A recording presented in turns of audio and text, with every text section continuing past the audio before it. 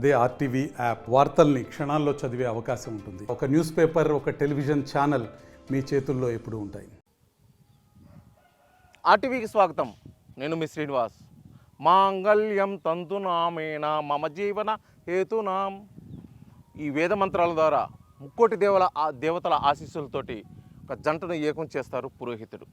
అదే పురోహితుడి జీవితంలో ఆ శుభగడియలు రావడానికి ఆలోచిస్తున్న పరిస్థితి. ఒక సూపర్ డూపర్ హిట్ సినిమాలో చెప్పిన విధంగా పంతులు ప్రేమించకూడదా, మనసు ఉండదా, గుప్పుడు పొట్ట ఉండదా, ఇది నిజ జీవితంలో కూడా కనిపిస్తున్న పరిస్థితి. ఎందుకు వారికి ఇటువంటి పరిస్థితి ఏర్పడుతుంది? ఆ విషయాలు అడిగి తెలుసుకున్న ప్రయత్నం అయితే ఇప్పుడు చేద్దాం. మనతో పాటు ఉన్నారు సుమారు పౌరోహిత్యంలో 40 సంవత్సరాల అనుభవం ఉన్న ప్రసన్న పంతులు గారు. వారు మాట్లాడి తెలుసుకున్న ప్రయత్నం అయితే ఇప్పుడు చేద్దాం. పురోహితుడికి పిల్లనివ్వడంలో ధర్మం ఉంది. సాఫ్ట్వేర్ ఉద్యోగం ఎంత సంపాదిస్తున్నారో పురోహితులు కూడా అంతే సంపాదిస్తున్నారు. ప్యాంట్ వేసుకోరు, గోచి పెట్టుకొని తిరుగుతుంటారు, పంచె కట్టుకొని తిరుగుతుంటారు, బొట్లు పెట్టుకొని తిరుగుతుంటారు, పైన వస్త్రం లేకుండా తిరుగుతూ ఉంటారు. కొంచెం బొజ్జొచ్చి ఉంటుంది, కొంచెం ఒళ్ళు చేసి ఉంటారు. ఈరోజు పిల్లలకి అస్సలకి నచ్చటల్లా ప్రధానమైన కారణం అది. ప్రస్తుతం మనం ప్రసన్న పంతులు గారి దగ్గర ఉన్నాం. అసలు ముఖ్యంగా పౌరోహిత్యంలో ఉన్నటువంటి వారికి వివాహాలు ఎందుకు కావడం లేదు, అయినా కూడా ఆలస్యంగా ఎందుకు అవుతున్నాయి, దానికి గల ప్రధాన కారణాలు ఏంటో వారు మాట్లాడి తెలుసుకున్న ప్రయత్నం అయితే ఇప్పుడు చేద్దాం. సార్ నమస్తే. నమస్తే. ముఖ్యంగా ఇటీవల కాలంలో బాగా వినిపిస్తుంది, బాగా కూడా కొంతమంది బాధపడుతున్న విషయం ఏంటంటే ముఖ్యంగా పురోహిత్యంలో ఉన్న వారికి వివాహాలు కావడం లేదు. దానికి గల ప్రధాన కారణాలు ఏమంటే అసలుకి మహాగణపతయే నమః, మహాసరస్వత్యై నమః, శ్రీ గురుభ్యో నమః. పురోహితము అంటే మంచి కోరువాడు, పురము హితము కోరువాడు పురోహితుడు అవుతాడు. ఆ హితంలోనే ధర్మం ఉంది. ఆ ధర్మాన్ని కాపాడేవాడు. ఎందుకని ఆ భార్య పేరు ధర్మపత్ని. ఒకడు ధర్మాన్ని ఆచరించాలంటే పక్కన భార్య కూర్చొని ఉంటేనే వీడు ధర్మాన్ని ఆచరిస్తాడు. అదే ఇంటికి వచ్చిన అతిథి దగ్గర నుంచి, మంచినీళ్ళు ఇచ్చే దగ్గర నుంచి, భోజనం పెట్టే దగ్గర నుంచి, యజ్ఞయాగాదులు పుణ్యకృతువులు చేయాలంటే ఏ ధర్మకార్యం చేయాలన్నా కూడా ఈ యొక్క పక్కన ధర్మపత్ని ఉండాలి. నిజంగా అయితే భార్య పర్యాయ పదాలు చాలా ఉన్నాయి, కానీ ధర్మాన్ని ఆచరించడానికి నేను స్వీకరించిన నా పత్నే ధర్మపత్ని అవుతుంది. అటువంటి ధర్మాన్ని ఆచరింపజేయడానికి ఈ సంఘానికి, ఈ దేశానికి హితము చెప్పువాడికి ఈరోజు వివాహాలు కాని పరిస్థితి వచ్చింది. ఎందుకని వివాహాలు కావట్లేదు అని అంటే పాశ్చాత్య పోకడలు, అంతకంటే రెండో కారణం ఏం కనిపించటల్లా. పాశ్చాత్య పోకడలంటే భార్యగా స్వీకరించేటప్పుడు అల్లుడికి తల్లిదండ్రులు ఏమని చెప్తున్నారు, మా అమ్మాయి చక్కగా కారులో తిరగాలి, సిటీల్లో ఉండాలి, బాగా ప్రతి ఆదివారం నాడు ఎక్కడికైనా తీసుకువెళ్ళాలి. ఇలాంటి పాశ్చాత్య పోకడలకి అలవాటు పడి చూస్తూ వాళ్ళకి కనువిందుగా ఉన్నందువల్ల తల్లిదండ్రుల మనస్సులోనే ఈ పురోహితుడికి పిల్లలు ఇవ్వాలా ఇవ్వకూడదన్న సంశయం అక్కడే అయింది. విచిత్రం ఏంటంటే పురోహితుడి పిల్లలే సాఫ్ట్వేర్ ఉద్యోగస్తులకో, గవర్నమెంట్ ఉద్యోగస్తులకో వివిధ కారణాల వల్ల ఉద్యోగస్తులు ఇస్తున్నారు. వీళ్ళ పిల్లలు వీళ్ళకే ఇవ్వటల్లా. ఎందువల్ల? ఇదన్నీ విశ్లేషణ చేద్దాం. ఎందువల్ల అంటే మన దేశంలో సనాతనమైన ధర్మం ఉంది. ధర్మాన్ని ప్రతి వృత్తిలో అప్డేట్ అవుతూ ఉంటుంది. ప్రతి వృత్తిలో అప్డేట్ అవుతూ ఉంటారు, అంటే ఎదుగుతూ ఉంటారు. డబ్బులో కాదు, సంస్కృతిలో. కానీ ఇవాళకి ధర్మము అని గీత గీసి గీత దాటకుండా ఇవాళకి నిలబడిన వాళ్ళు ఎవరయ్యా అంటే ఈ యొక్క వేదం చదువుకున్న వాళ్ళు మొత్తం ఎవరైనా ఏ వృత్తిలోనూ ఉండండి, వేదంతో సంబంధించి వాళ్ళందరూ ధర్మాన్ని ఆచరిస్తారు. నిద్ర లేవంగానే ఇదిగో కాలకృత్యాలు నెరవేర్చుకోవాలి, సంధ్యవార్చుకోవాలి, భగవంతుడికి పూజ చేసుకోవాలి, ఇంటికి 10 మంది వస్తే మర్యాదగా ఎలా ఉండాలి, ఇంటికి వస్తే ఆతిథ్యం ఎలా ఇవ్వాలి, వాళ్ళ దగ్గర నుంచి ఆ విధంగా అలవాటు పడిపోయి ఉంటారు చిన్నప్పటి నుంచి తల్లిదండ్రుల దగ్గర నుంచి. వాళ్ళు మడి ఆచారము ఈ యొక్క ప్రయత్నం చాలా ధర్మమైనది. అటువంటిది ప్రతి విషయంలో కూడా చాలా గొప్పతనం ఉంటుంది వాళ్ళ దగ్గర. అటువంటి గొప్పగా బతుకుతున్న పిల్లలకి వివాహాలు ఎందుకు కావట్లేదు అసలు ధర్మాన్ని ఆచరిస్తూనే ఉంటారు కంటిన్యూగా. వాళ్ళు ఏ రోజు కూడా అధర్మంగా ఉండరు. వాళ్ళ దగ్గర ఉన్నది శక్తి. అటువంటి వాళ్ళకి ఎందుకు ఇవ్వట్లేదయ్యా అంటే, పిల్లల్ని ఎందుకు కావటం లేదు అని అంటే, వాళ్ళకి ఆదాయంలో తక్కువ లేక కాదు. సాఫ్ట్వేర్ ఉద్యోగం ఎంత సంపాదిస్తున్నారో పురోహితులు కూడా అంతే సంపాదిస్తున్నారు. సాఫ్ట్వేర్ ఉద్యోగంలో కటింగ్స్ ఉంటాయి, కానీ వీళ్ళ కటింగ్స్ ఉండవు. వాళ్ళు ట్యాక్స్ కట్టాలి, వీళ్ళు ట్యాక్స్ కట్టాల్సిన అవసరం లే. వాళ్ళకి ఈఎంఐలు ఉంటాయి, వీళ్ళకి ఈఎంఐలు కట్టుకోవాల్సిన అవసరం కూడా లేదు. ఎందుకంటే అంత సుఖ సంతోషాలతో వాళ్ళే ఉంటున్నారు. ఇంటి నిండా ఒక దానం, సాఫ్ట్వేర్ ఉద్యోగాన్ని ఒక ఉద్యోగస్తుని దానం చేయమనండి చూద్దాం, చేయలేడు. కానీ పురోహితుడు భార్య ఇంటికి వచ్చినోడికి ఎవరికైనా 10 కేజీలు బియ్యం కావాలా, కందిపప్పు కావాలా, వస్త్రాలు కావాలా, రేగుడ్డలు కావాలా, నీకు ఏం కావాలో చెప్పు, చేస్తాను ధైర్యంగా ధారాళంగా దానం చేయగలుగుతారు. నిజంగా ఒక దేవాలయంలో కడితే దానికి ధనం కావాలి. ఆ ధనం కావాలనంటే గ్రామం అంతా ఇస్తారు. కానీ పురోహితుడు ఇచ్చే సలహాలు, సూచనలు ధనం కంటే చాలా గొప్పవి. లేదు, ఒక ఇంట్లో ఇబ్బంది వచ్చింది, ఇతర మనుషులు ధైర్యం చెప్పడానికి, ఒక పురోహితుడు ధైర్యం చెప్పడానికి తేడా ఏందో తెలుసా? ఎప్పుడైతే ఒక పురోహితుడు వెళ్ళి భుజం తట్టి, ఇది ధర్మము, నీకు జరిగింది అన్యాయం కాదు అని చెప్పి చక్కగా వాళ్ళకి ధైర్యం చెప్తారు. ఏం చేస్తాం దీంట్లో ప్రయత్నం? వాళ్ళ దగ్గర మేము చేసే ప్రయత్నం ఏంది అని అంటే, వాళ్ళకు వచ్చిన సమస్య కంటే పెద్ద సమస్య అనుభవించిన వాడి గురించి చెబుతాం. వెంటనే ఏమవుతుందో వాళ్ళు, ఓహో ఇది నాది చిన్న సమస్య కావాలని చెప్పి మనస్సు కుదట పడతారు. అది అంత ప్రాముఖ్యత ఉన్న మీకు వివాహాలు ఎందుకు కావటం లేదని నెక్స్ట్ ఇది చెప్తేనే నీకు అది కనెక్ట్ అవుతాం. ఆ విధంగా ఎప్పుడైతే ఆ విధంగా ఆ ధర్మానికి ఆచరిస్తూ ఉంటామో, ఆ ధర్మంలో ఉన్న వాళ్ళందరూ కూడా ఆచరిస్తూ ఉంటారు. అటువంటి ధర్మానికి సంబంధించిన వాళ్ళు ప్రతి వాళ్ళు కూడా వివాహాలు కావటం లేదని మీ అభిప్రాయం. మీ అభిప్రాయంలో నేను ఏకీభవిస్తున్నాను. దానికి ప్రధానమైన కారణం కట్టు బొట్టు. ప్యాంట్ వేసుకోరు, గోచి పెట్టుకొని తిరుగుతుంటారు, పంచె కట్టుకొని తిరుగుతుంటారు, బొట్లు పెట్టుకొని తిరుగుతుంటారు, పైన వస్త్రం లేకుండా తిరుగుతూ ఉంటారు, కొంచెం బొజ్జ వచ్చి ఉంటుంది, కొంచెం ఒళ్ళు చేసి ఉంటారు. ఈ యొక్క పాశ్చాత్య పోగడలో నైస్గా ఉండటం అనేది వీళ్ళ దగ్గర కుదరదు.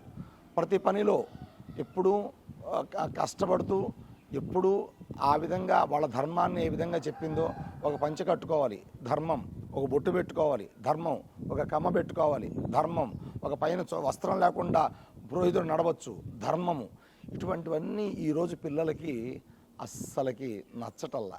ప్రధానమైన కారణం అది. సంపద లేకన సాఫ్ట్వేర్ ఉద్యోగస్తులు ఎందుకంటే వీళ్ళు ఎక్కువ సంపాదిస్తున్నాడని చెప్పాను. ఖచ్చితంగా సంపాదిస్తున్నారు.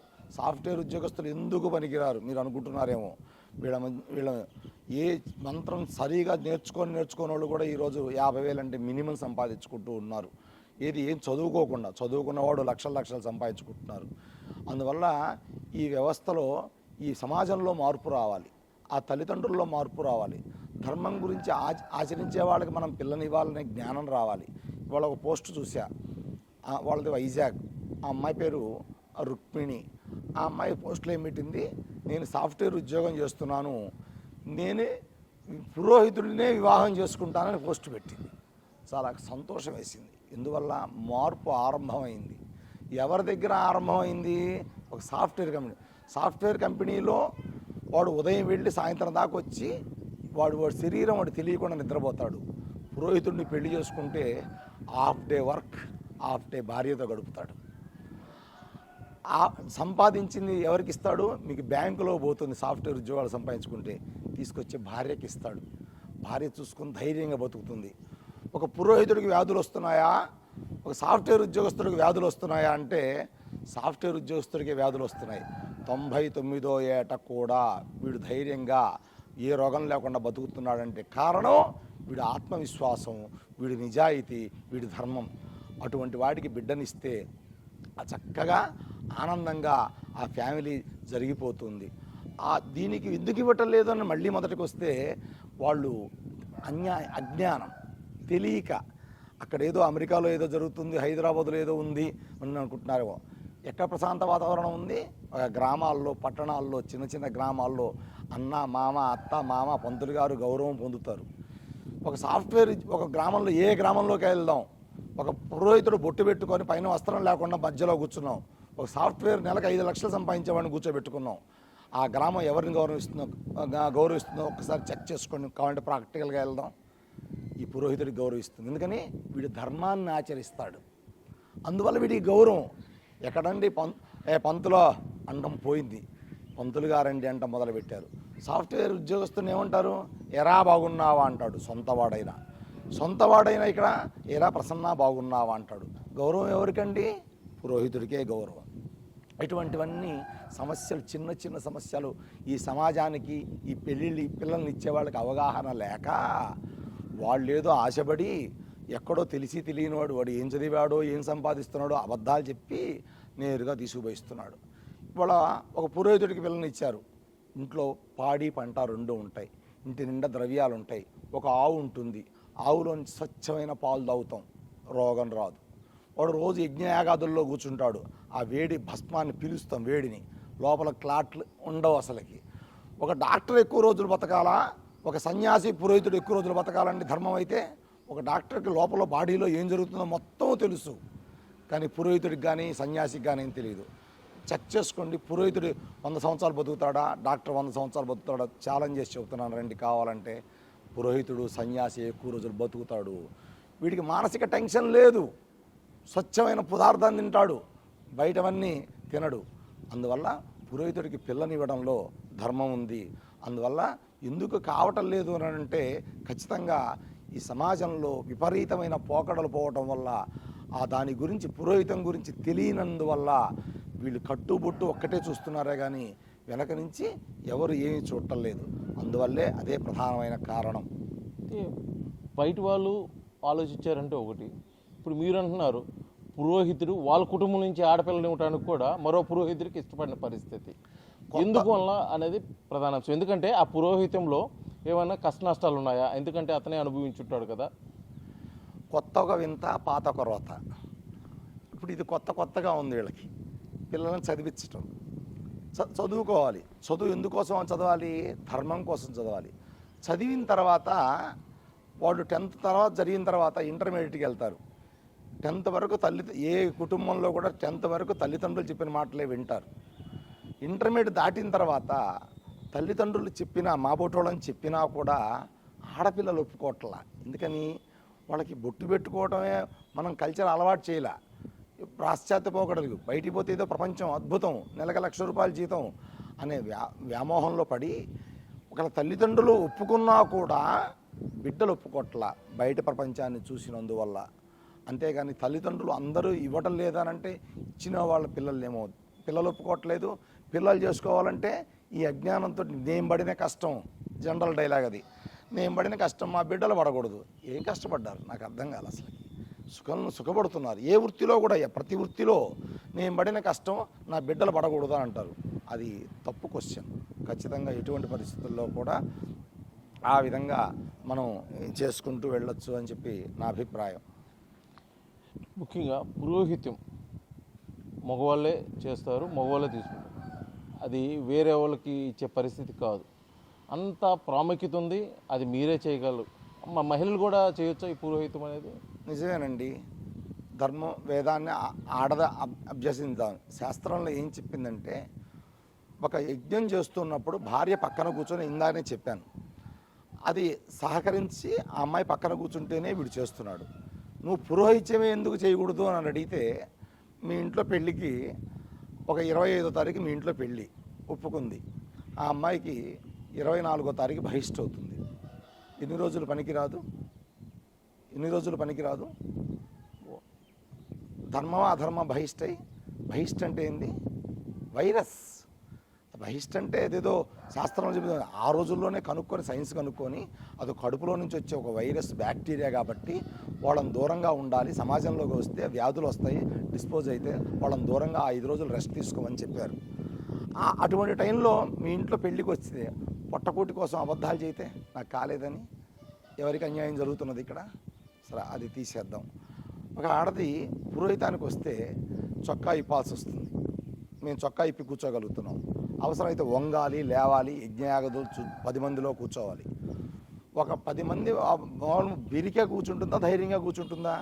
మంత్రం ఫ్లో ఎట్లా వస్తుంది? చుట్టూ మగవాళ్ళు ఒక్క ఆడది పక్కన కూర్చున్నప్పుడు. ఇటువంటి అనేక కారణాలు ఉన్నాయి ఎందుకు చేయకూడదు. చేయొచ్చు. వెనకట్లో గాయత్రి మంత్రం ఎవరు పఠించాల్సిన అవసరం లేదని చెప్పారు.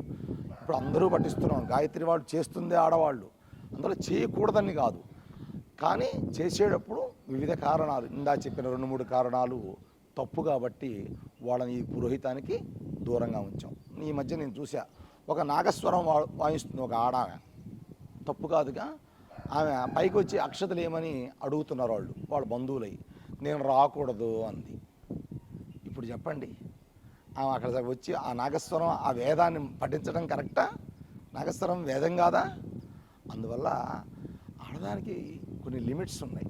భూమి ఈ పలానా చోట ఇదిగో ఇట్లా కూర్చోకూడదు, ఇదిగో వక్షస్థలం నేలకు తగలకూడదు, ఈ వేడి ఇక్కడ తగలకూడదు, ఇటువంటివన్నీ అధర్మమైన వాళ్ళకి నష్టం కలిగించేవి, ఈ సమాజానికి నష్టం కలిగించేది. అందువల్ల ఆడదాన్ని పురోహిత్యానికి చేయటంలో తప్పు లేదు. అవన్నీ తట్టుకొని నిలబడి నిజాయితీగా ఉన్నప్పుడు మాత్రమే చేయాలి. డబ్బులకు అలవాటు పడిన వాళ్ళు నిజాయితీ ఉంటుందా? ఉండదు. అందుకోసం దూరం పెట్టారు. అయితే ఇప్పుడు మీరు చెప్పినంతా చూసుకుంటే గతంతో పోల్చుకుంటే పెరుగుతున్న టెక్నాలజీ పుణ్యమా అంట అందరూ కూడా సాఫ్ట్వేరు ఉద్యోగస్తులు, వ్యాపారస్తులు అమెరికా, ఆస్ట్రేలియాని తిరుగుతున్న పరిస్థితి. పురోహితులకి వివాహం కావాలంటే ఒక సీనియర్ మోస్ట్గా మీకు సుమారు ఒక 35-40 సంవత్సరాల పురోహిత్యం అనుభవం ఉంది. మీరు ఆడపిల్ల తల్లులకు ముఖ్యంగా మీ కమ్యూనిటీలో కానీ మీ పురోహిత్యంకి సంబంధించిన వారికి కానీ మీరు చెప్పే సలహా ఏమంటారు? సలహా మంచి ప్రశ్న వేశావు. బిడ్డలను గీయటంలో వీళ్ళు ఎందుకు ఆలోచిస్తున్నారు అని అంటే, మా బిడ్డ సుఖపడాలి అనే దగ్గర ఆలోచిస్తూ ఉన్నారు. బిడ్డ సుఖపడాలంటే సుఖం అంటే ఏంటి అర్థం కాలేదు, నాకు అర్థం కాల. అంటే భార్యాభర్త భార్య దగ్గర అన్యోన్యంగా కాపురం చేయటమే సుఖము. డబ్బుతో సుఖమని వీళ్ళు ఎప్పుడైతే డబ్బుతో సుఖం లేదు, దాంపత్యంతో సుఖమే, ఒక భార్యాభర్త ఎదురుగోళ్ళ కూర్చొని ఒక కప్పు సరదాగా మాటలు చెప్పుకుంటూ చిన్నప్పుడు నేను చూసిన కాఫీ తాగగలిగితే అది సుఖం. భార్యతో ఆనందం గడపడం సుఖం. అటువంటి సుఖాలు ఎప్పుడైతే ఈ తల్లిదండ్రులు ఆ నిజమైన విషయాన్ని తెలుసుకుంటారో ఆటోమేటిక్గా బిడ్డని ఆ పురోహితుల బిడ్డలకి ఇవ్వడానికి సిద్ధపడతారని నా అభిప్రాయం. అంటే మీరు చెప్తున్న సమస్యలు ఎక్కడో కొన్ని బయటపడుతున్నాయి. ఇప్పటిదాకా సాఫ్ట్వేర్ ఇంజనీర్లకు ఇస్తానో లేకపోతే ఉద్యోగస్తులకు ఇస్తానో, మిగతా వాళ్ళంతా బాగానే ఉంటున్నారు, సుఖ సంతోషాలతో ఉంటున్నారని వాళ్ళ తల్లిదండ్రుల అభిప్రాయం. దాన్ని దృష్టిలో పెట్టుకునే ఇవ్వటం జరుగుతుంది. అది తప్పంటారా? అంటే సాఫ్ట్వేర్లో సుఖపడుతున్నారని ఒక ఇందాక చెప్పింది, అందుకే నేను అంత విశేషమైన క్లారిటీ ఇచ్చింది. వీళ్ళు సాఫ్ట్వేర్ ఉద్యోగం చేసేవాళ్ళు 60 ఏళ్ల తర్వాత భార్యతో సంగమం చేయమనండి, చూద్దాం చేస్తారేమో. నేను చెప్పిన విధానంలో నడవండి. 80 ఏట కూడా మంతెన సత్యనారాయణ రాజు గారు 75వ ఏట మళ్ళీ పెళ్లి చేసుకుని 5 పిల్లలను కన్నాడు. సాఫ్ట్వేర్ ఉద్యోగంలో నరాలు డాక్టర్లు ఒప్పుకోవట్లేదు, అసలు నరాలు వీక్నెస్ వస్తుందని. దాంట్లో వ్యామోహం ఉందని వీళ్ళు వెళ్తున్నారు, లేదని ధర్మం చెబుతుంది. మనసు ప్రశాంతంగా ఉండాలని వాళ్ళు అనుకుంటున్నారు, వాళ్ళు ఉంటుందనుకుంటున్నారు, లేదని నేను చెబుతున్నా.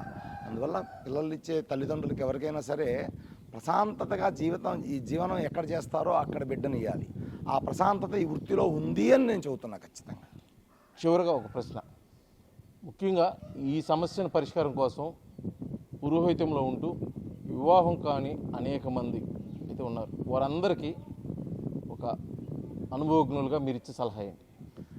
వాళ్ళు ఈ సాఫ్ట్వేర్ కంపెనీలో ఇప్పుడు ఈ పురోహితుల్లో కూడా యుక్త వయసులో పెళ్లి చేసుకునే వాళ్ళందరికీ అవుతున్నదండి. కానీ చిన్న వయసులో చేసుకునే వాళ్ళ, పెద్ద వయసులో చేసుకునే వాళ్ళకి కావట్లా. మా పిల్లలందరికీ నేను ఇచ్చే సలహా ఏంది అని అంటే, యుక్త వయసులో పెళ్ళిళ్ళు చేసుకోండి, చిన్నప్పుడే పెళ్ళిళ్ళు చేసుకోండి. ఆ యొక్క దాంపత్యం వాళ్ళు ఎప్పుడైతే వీళ్ళు 35 ఏళ్ల తర్వాత 30 ఏళ్ల తర్వాత పెళ్లి చేసుకోవాలనుకుంటే ఈ అమ్మాయి పీజీ చేసి ఉంటుంది. ఎందుకు చేసుకుంటుంది? అదే 21 సంవత్సరానికి పెళ్లి చేసుకోండి. ఆ అమ్మాయి తల్లిదండ్రులు చెప్పిన మాట విని, నేను సాఫ్ట్వేర్ ఉద్యోగస్తుల మాదిరిగా నేను సెటిల్ కావాలి, అక్కడికి వెళ్ళాలి, నా టార్గెట్ ఇది పెట్టుకోవటమే వీళ్ళకి అన్యాయం జరుగుతుందని నేను గట్టిన అభిప్రాయం నేను గట్టిగా చెబుతున్నాను అన్నమాట. ఇది ప్రస్తుతం ప్రసన్న పంతులు గారు చెప్తున్న విషయం. అయితే పురోహితంలో ఉన్నటువంటి ఒక ఆడపిల్ల తల్లిదండ్రులు కూడా తమ బిడ్డ సుఖ సంతోషాల కోసం అని చెప్పేసి దూరపు కొండలు నునుపు అనే సామెత అయితే ఎక్కడో చూస్తున్నారు. ఎక్కడా ఏం లేదు, మనస్ఫూర్తిగా కూడా పురోహితులు అన్ని సుఖ సంతోషాలు అనుభవిస్తున్నారు. కాబట్టి ముఖ్యంగా అమెరికా ఆస్ట్రేలియా వైపు చూడకుండా ఆచారాలు పాటించే వారికి, ముఖ్యంగా అగ్రహారాన్ని నమ్ముకున్న వారికి పిల్లనిస్తే వారి పిల్ల భవిష్యత్తు అయితే బ్రహ్మాండంగా ఉంటుంది. అప్పుడే ఇటువంటి సమస్యలన్నీ కూడా దూరం చేయవచ్చు అని చెప్పేసి కూడా ప్రసన్న పంతులు తెలియజేస్తున్న పరిస్థితి. వీడియో జర్నలిస్ట్ లక్ష్మణ్తో శ్రీనివాస్, RTV, ప్రకాశం జిల్లా.